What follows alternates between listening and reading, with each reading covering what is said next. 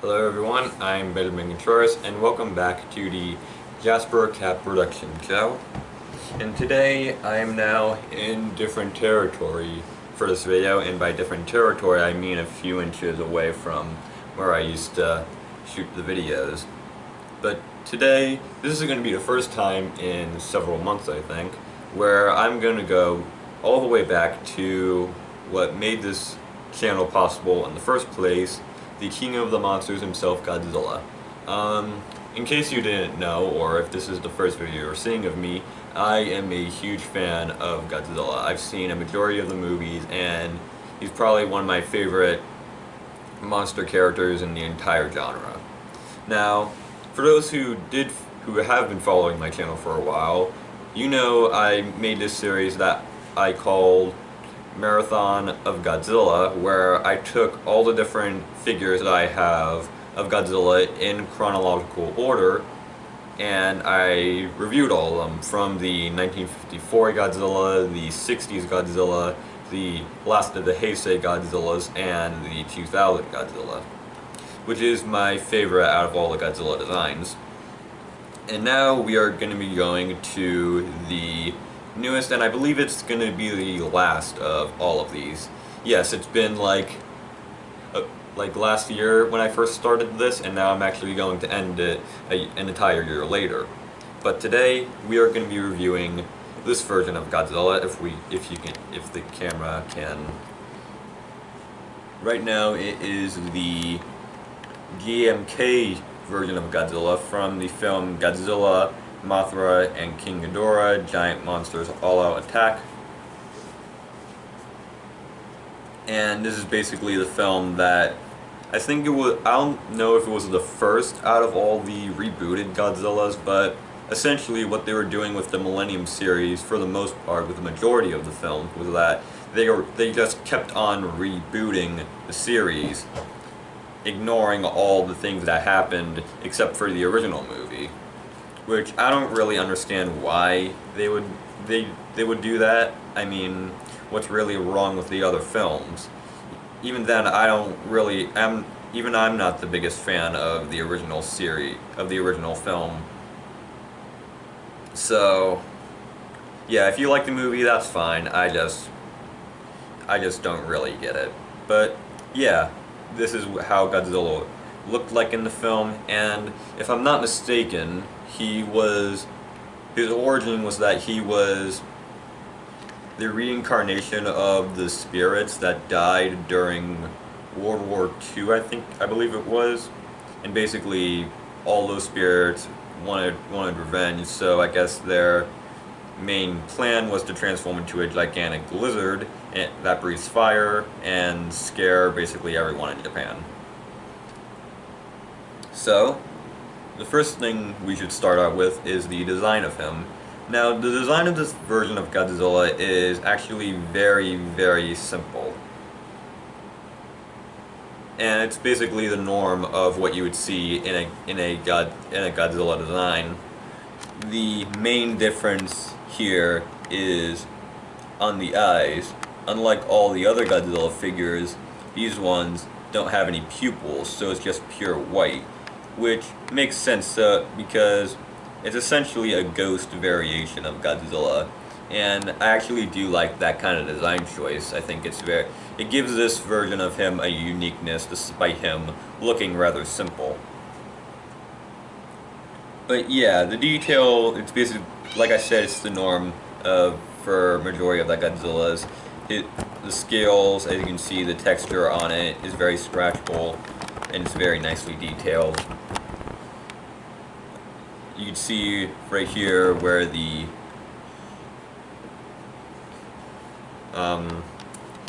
can see right here the way his arms are placed here is actually different compared to the other ones, but I'll get more into that when I get to the articulation portion of the video. The spines are actually all colored white, as opposed to a majority of the other ones where they had some sort of other unique color to it. I'm sorry if the camera is shaking. The cat's biting on the tripod. It's the same thing that happened in our newest Kirby video. But yeah, the design on the tail, it's all lined up and it looks very nice. And I'm surprised that they didn't color in the spines for the tail in the middle right here towards the bottom. I just think that I won't give them too much for that. I can probably understand why, because it's very small, and they probably didn't want there to be any sort of paint errors on the tail when trying to get every single bit of detail on there. But you know, and this is I think this is one of the first times where the claws on his hands and on his feet are actually colored pure white, whereas, for example, the Godzilla 2000 figure, his were sort of yellowed out kind of white, and as opposed to the other ones where they're basically all just black with a sort of gray tint to it. I believe this is the first time where his claws are all entirely colored pure white, the same color as his eyes and the same color as his spines. I like that kind of idea when they stay consistent with the type of colors. They don't try to redo it with so many colors to the point where it kind of hurts your eyes. Not that that can't work in some way,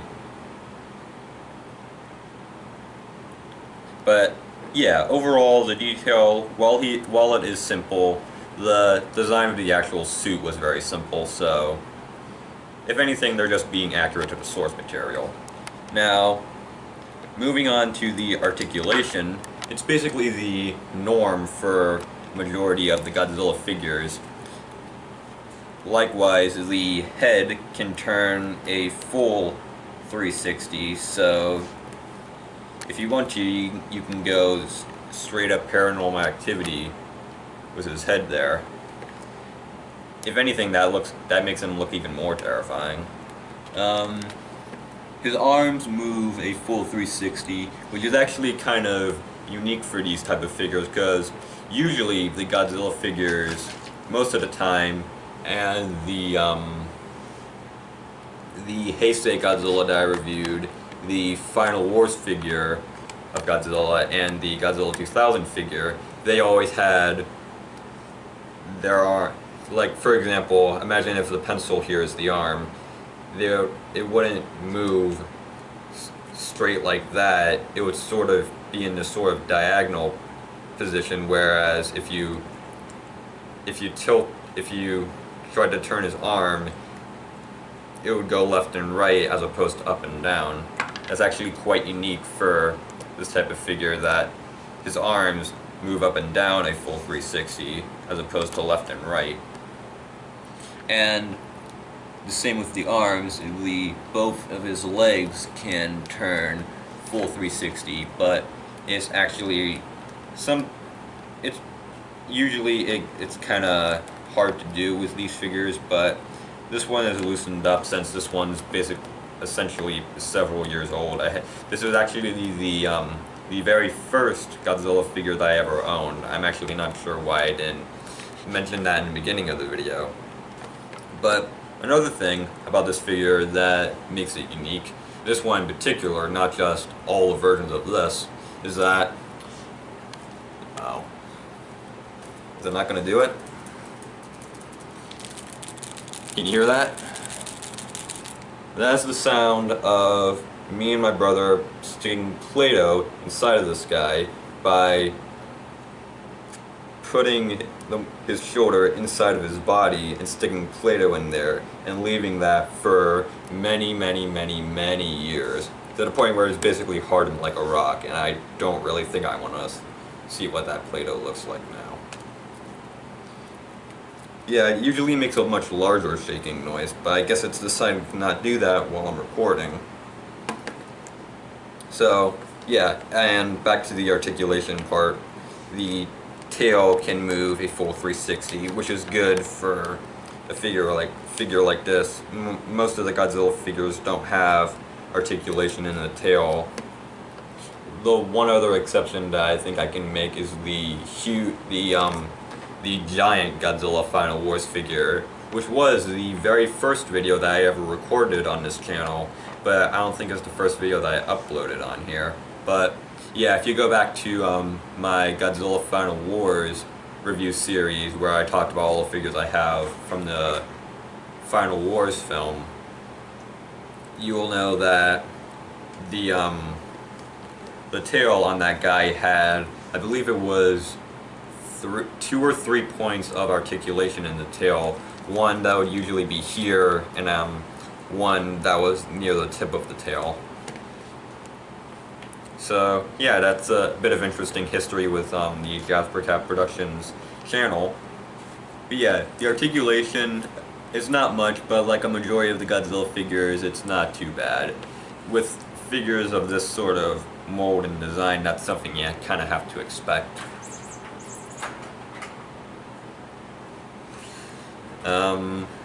So overall, I think this is a very nice figure, and oh, right, I forgot, I have this in my hand. So, measuring it from his feet to the tip of his head, he's around 6 inches high, and from the most left point, which is over here, and the rightest point, which is over here, it is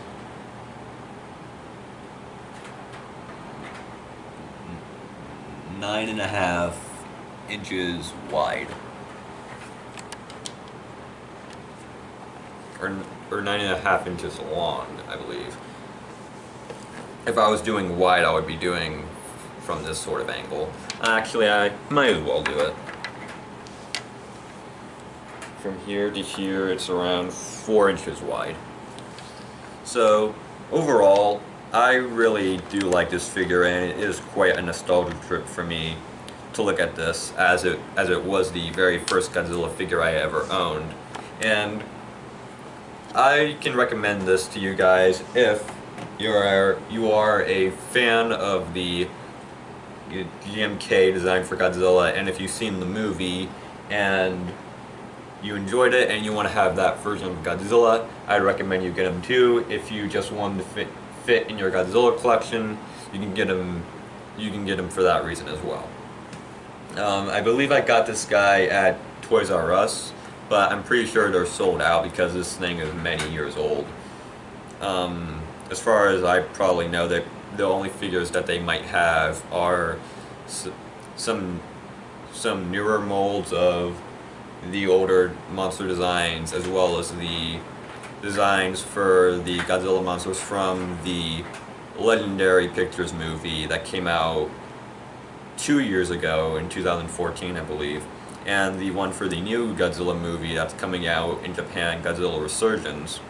And I may or may not take a look at those two movies and show my impressions of the film overall.